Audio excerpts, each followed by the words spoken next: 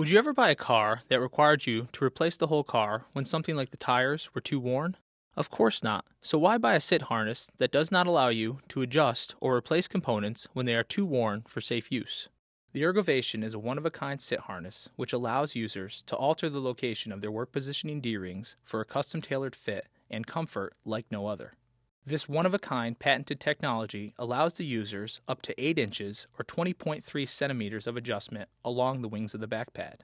Once the back pad is properly sized on the user's pelvis, it is important to properly adjust the positioning D-rings along the back pad for optimized placement and comfort. Let's take a look at how this is done. Start by disassembling the sit harness down to the back pad, abdominal stabilizer, and long and short D-piece assembly. Next, secure the back pad on the user's pelvis utilizing only the abdominal stabilizer. Warning: the abdominal stabilization system is for support and comfort only. Be careful not to overtension the stabilizer to increase snugness of fit. When securing the Velcro of the abdominal stabilization system, tighten the abdominal muscles as if you were doing a crunch while in an upright standing position. Then, secure the hook side of the Velcro to the loop side. Be sure not to hold your breath when you fasten the Velcro, as this may cause over-tightening and discomfort when climbing. With the back pad on the user's pelvis, now temporarily secure the positioning D-rings to the back pad using the attached Velcro. When temporarily fastening the D-rings in place, they should be positioned mid-hip or slightly forward of the user's lateral hips.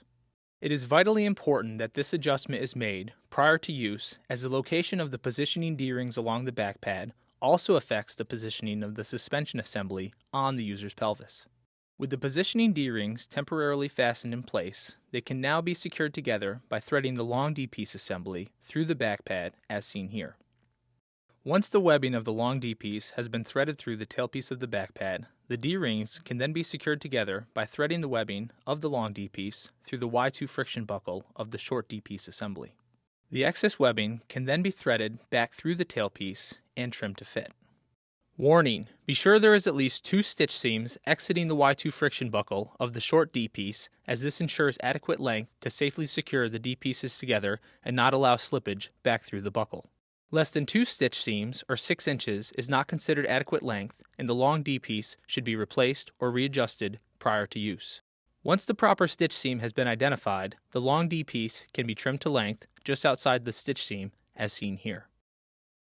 Once the strap has been trimmed to fit, seal the ends of the webbing by applying heat from a lighter or suitable heat source.